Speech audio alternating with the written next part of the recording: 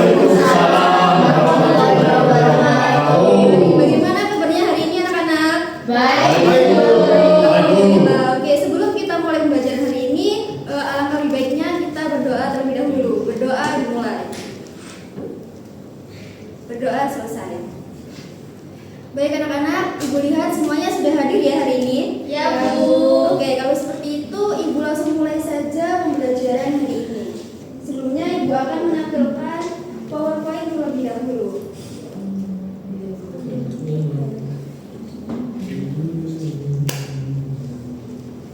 Nah, baik anak-anak, hari ini kita akan belajar mengenai layout dalam dasar desain grafis.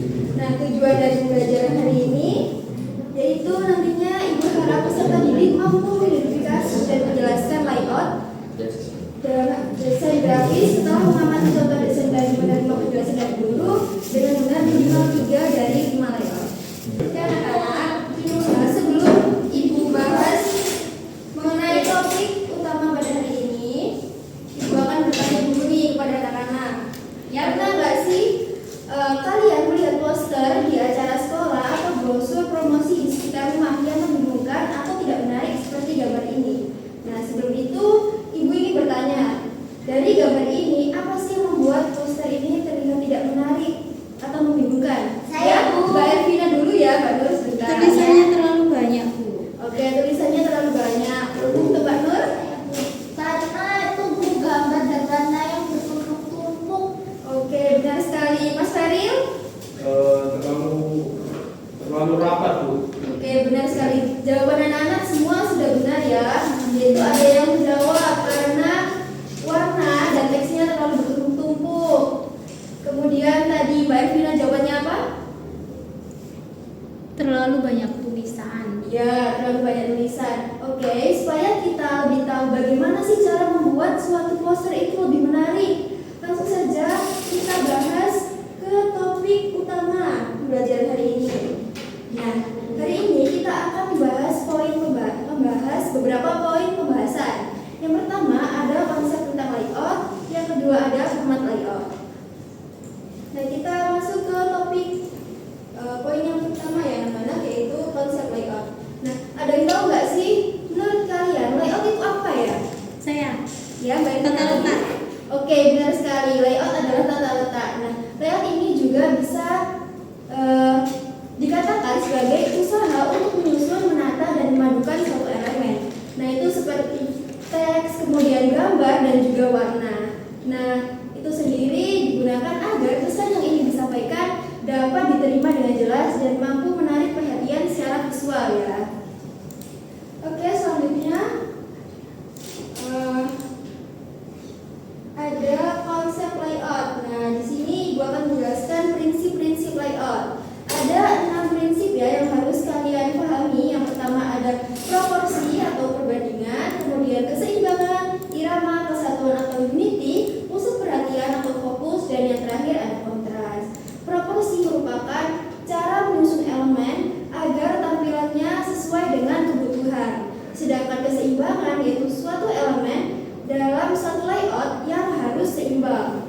Kemudian irama sendiri yaitu suatu pola pengulangan dari unsur yang berbeda. Kemudian ada kesatuan sendiri merupakan suatu elemen dalam satu layout yang saling berhubungan. Kemudian ada pusat perhatian sendiri merupakan suatu elemen dalam satu layout yang harus menjadi fokus utama atau menjadi pusat perhatian. Yang terakhir ada kontras. Kontras sendiri merupakan langkah. Kontras sendiri bertujuan untuk menonjolkan suatu perbedaan. Nah, contoh keseimbangan sendiri yaitu jika kita melihat suatu poster, maka tampilan gambar dan teksnya itu harus setara ya. Tidak boleh antara gambar dan teks itu hanya berada di sebelah sisi saja. Misalnya hanya berada di sebelah kiri, maka itu dinamakan tidak seimbang. Kemudian contoh dari kesatuan atau unity sendiri yaitu misalnya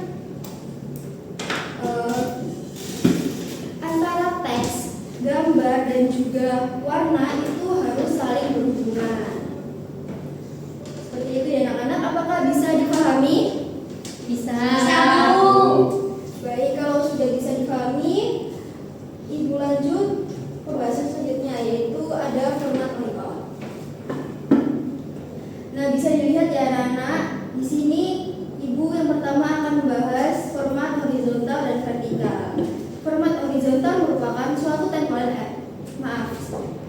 Format horizontal merupakan suatu tampilan elemen dari kiri ke kanan sehingga memberikan kesan yang seimbang dan tenang. Nah, contohnya itu biasanya seperti brosur. Kemudian ada format vertikal. Format vertikal sendiri yaitu suatu elemen yang ditampilkan dari atas ke bawah.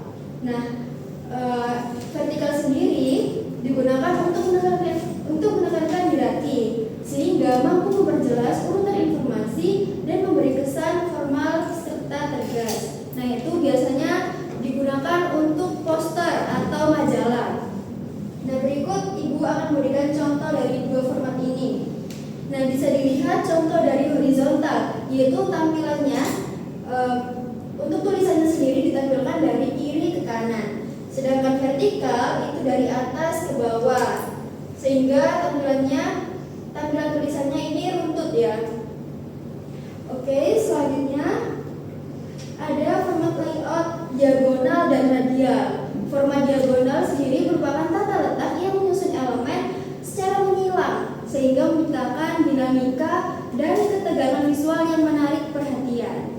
Nah, format diagonal sendiri ini adalah suatu format yang modern ya daripada format yang lainnya. Selanjutnya kita akan membahas format radial. Format radial sendiri merupakan penempatan elemen dengan mengelilingi satu titik pusat sehingga menciptakan keseimbangan visual dan fokus yang kuat. Nah, Ibu akan menampilkan contoh format diagonal dan juga radial ini. Nah, bisa dilihat dari format layout diagonal sendiri tampilannya ini menghilang ya tulisannya dan lebih menarik karena poster ini lebih modern. Nah, kalau radial sendiri merupakan poster yang fokus pada satu titik, yaitu ini berfokus pada gambar medali. Oke, selanjutnya yaitu yang terakhir format layout acak atau scatter. Nah, format layout ini menyusun elemen tanpa pola tetap tetapi tetap seimbang sehingga cocok untuk desain kreatif dan ekspresif dan yang berani dan inovatif. Nah, contohnya yaitu seperti gambar ini ya anak-anak. Nah, tampilan dari gambar ini merupakan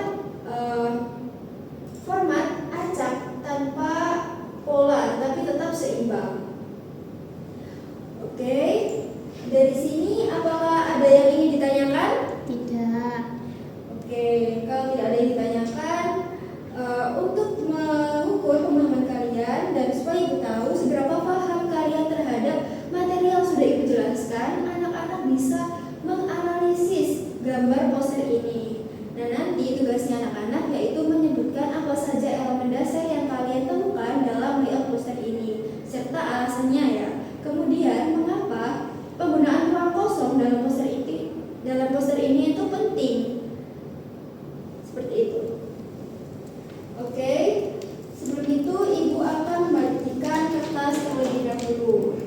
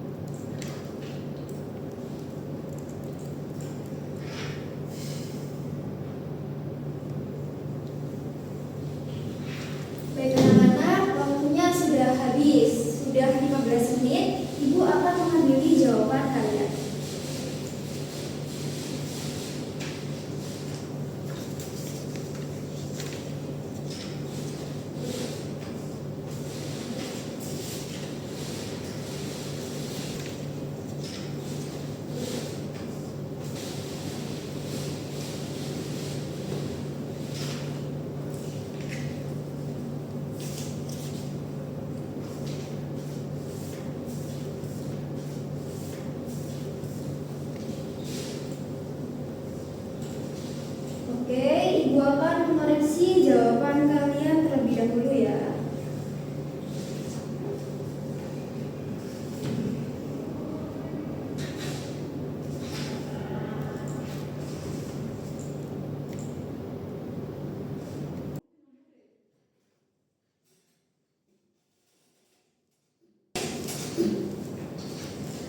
Oke anak-anak, Ibu sudah mengoreksi jawaban kalian dan jawaban kalian itu sudah sangat benar ya. Bahwasannya di dalam poster ini ada beberapa elemen penting, yaitu ada tulisan, warna, kemudian ada gambar ilustrasi yang mencerminkan judul ini, yaitu Turnitin Mental Health, yaitu menjaga kesehatan mental.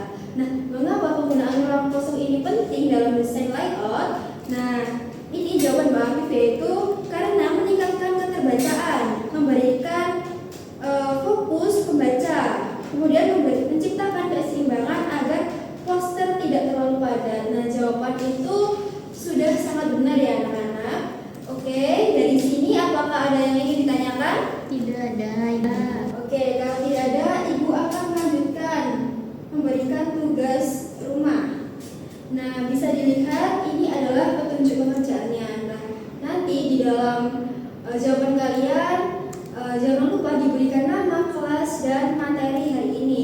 Kemudian untuk soalnya sendiri bisa kalian lihat ya, bahwasanya kalian diminta untuk menyebutkan dan menjelaskan minimal 3 dari 5 elemen yang sudah kita pelajari tadi, serta bagaimana masing-masing elemen tersebut mempengaruhi tampilan desain grafis. Nah, setelah itu kalian diminta untuk memberikan alasan yang jelas. Oke, mungkin itu saja pembelajaran hari ini. Nah, Ibu akan memberikan kesimpulan. Nah, setelah kita mempelajari banyak sekali topik pembahasan hari ini,